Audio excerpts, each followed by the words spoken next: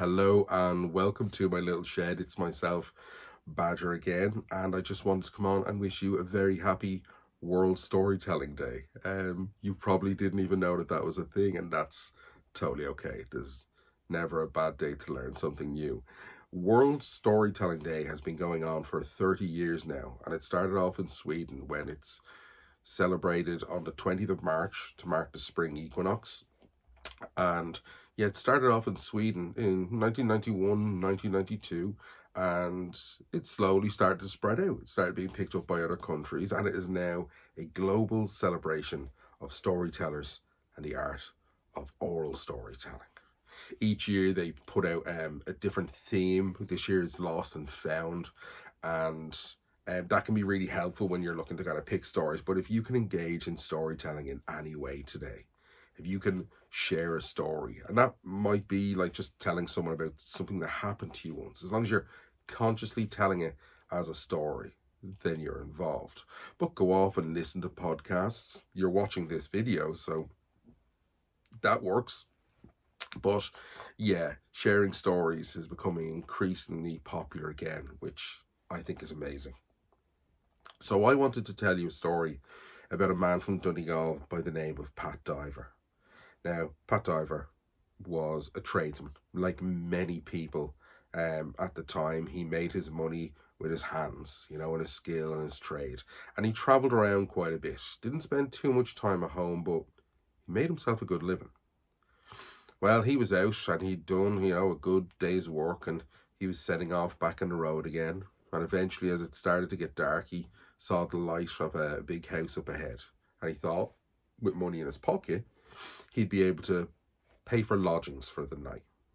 So when he went up and he gave a good knock at the door opened and a man with a big red face appeared at the door. Pat Diver explained the situation, talked about the work he'd been doing, and he asked if there was a chance of having lodgings for the night. And he produced his purse, saying that he could very happily pay a good price for a bed for the night. The man at the door said, "Your money's no good." He says, "But you can stay if you can tell me a story." Pat Diver was really confused by this. Someone's turning down money and asking for a story instead. And Pat was like, "Well, I'm not a storyteller. I don't have a story to tell, but I have money." He thought the man didn't understand, but the man well understood. He says, "If you don't have a story, then you can't stay here tonight." And he closed the door on Pat, and the light behind the door in the hall turned off. Pat was really confused by this, and it was getting late and it was getting dark, but he didn't have a story. So he set back off on the road, and he wasn't walking for too long. And it was a cool night, but he was tired and he needed to sleep.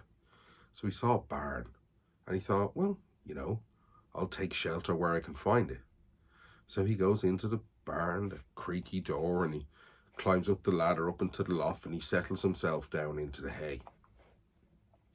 As he's curling up in the hay, nice and warm and cozy, his eyes start to get heavy, and he starts to drift off. But then he hears the creak of the barn door. His attention is grabbed. Now he's hiding in the hay at this stage, and he looks down, and he just sees these three big, unusually tall men, all the spitting image of each other, come into the barn, and one of them is dragging something heavy. Well, the three men move into the center of the barn, and two of them start preparing something on the ground, pulling together, cleaning back the hay, and pulling together some stones and taking some things out of their pockets.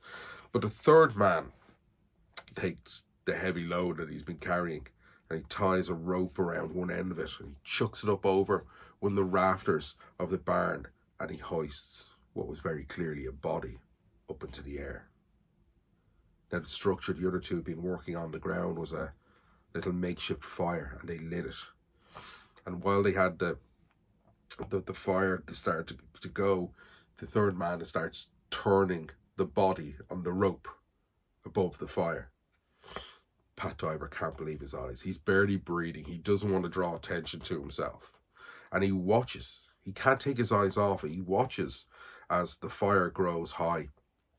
And the first man who's turning the body calls to one of his brothers, who then starts to turn the body as well. And after a while, he's getting tired. And the three brothers start to argue. Oh, my arms are tired and this weight is so heavy. Why do we have to do this? Why are we wasting our time and our energy turning this body when Pat Diver is up in the rafters? We can get Pat Diver to come down here and he can do the work. Pat can't believe his ears. He's terrified. But the three men turn and look up to where Pat's hidden in the hay, and they call him down. Reaching up with their long arms, they're grabbing Pat by the arms, by the legs, and they pull him down from the rafter, and they put the rope in his hand, and they tell him he has to keep turning the body. The three men walk outside the barn, and they light up their pipes. Pat was terrified. Of course, he's turning the rope, he's turning the body, but the flames are getting higher and higher, and he's thinking, how can he possibly get away from this? There's only one exit from the barn. It's at the door. He's holding onto this rope. He'll never be able to get away. But as he's turning the body and the flames are getting higher, the flames start to lick the sackcloth around the body and lick at the rope. And eventually the rope burns and the body drops with a huge crash onto the flames and the stones and the wood. And in all the commotion, the three men come running inside. Pat, of course, fell back when the rope broke and hit the ground and tumbled. But the three men come in and they start patting down the flames and move everything away and trying to get the body off the fire. Pat saw the opportunity. He saw his chance to escape and he scurried along the floor. He rushed out of the barn door and he set off running down the road. And he ran and he ran and he ran until eventually he was far enough away and his run slowed to a trot and then to a walk, and he started to catch his breath. He couldn't believe what had just happened. He was exhausted. His mind was racing, but his body was tired. He looked to the side of the road and he saw a mossy ditch. And it was a dry night. It'd been a dry few days. And he thought, well, I'll pull myself in there to the long grass and the heather, and I'll get down in the moss and I'll get some sleep if I can. He settled himself down. He wasn't asleep for too long when all of a sudden he was woken by the noise of grumbling and arguing nearby, not too far away, and the noise of dragging. It was the three brothers dragging the body along the dirt road. They were muttering, complaining to each other about how tired they were and how the night wasn't going according to plan. And Pat Diver just held his breath and looked out from the ditch, peering up to the road as he saw the legs of the men walking by, them passing the sack from one to the other as their arms were getting tired from dragging the body along the ground. Why do we have to drag this body? Why do we have to take it so far? I'm tired, said one of the men. They argued and pissed and moaned about dragging the body when one of them just said, wait, why are we arguing about this? Why are we exhausting ourselves when sure Pat Diver's asleep in that ditch there?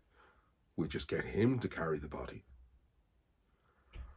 Pat was terrified again. He thought this must be a dream, a nightmare if anything. But he knew there was no getting away from these men this time. They were standing at the ditch. The body had been dropped onto the ground, and they reached in and pulled him up out of the ditch.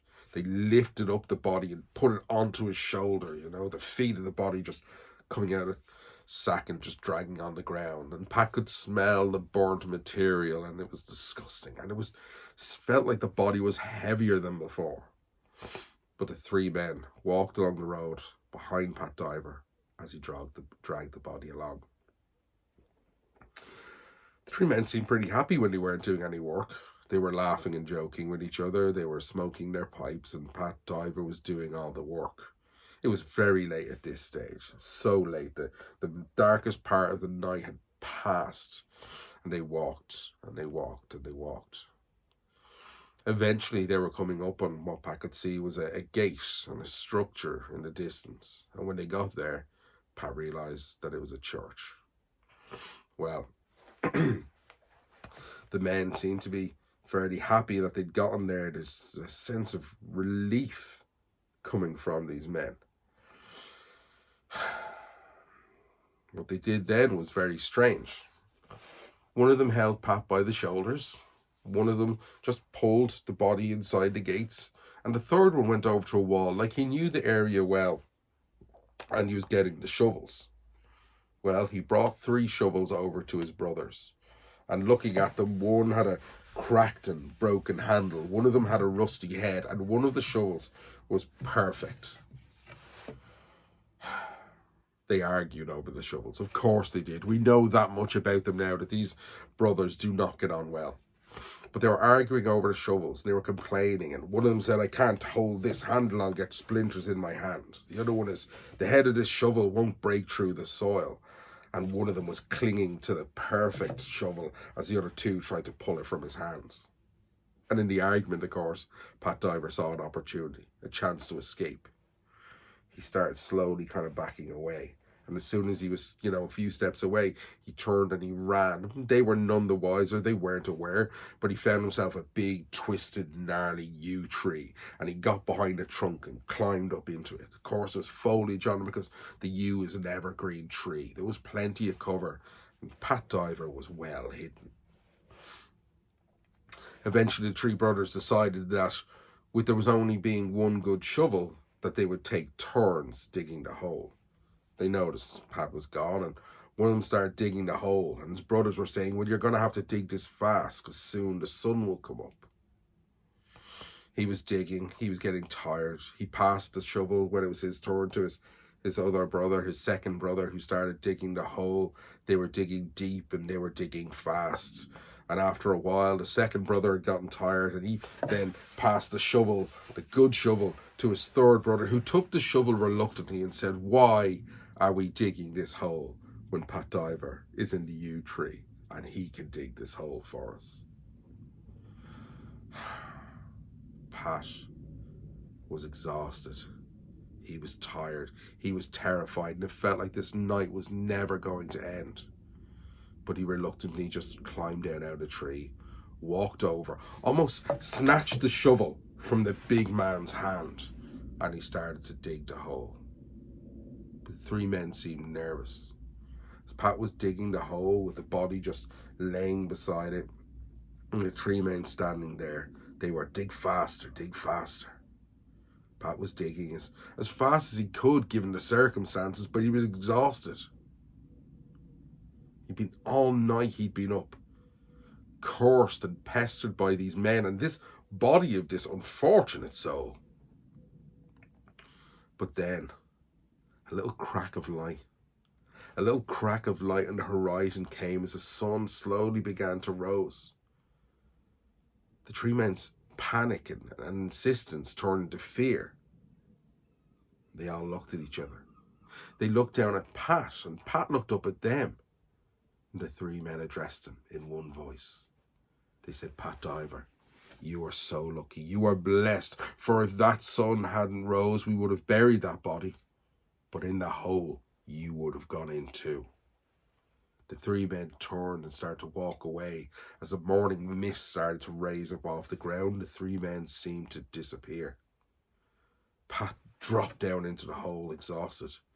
The shovel on his lap, the dirt under his arse, and blisters on his hands.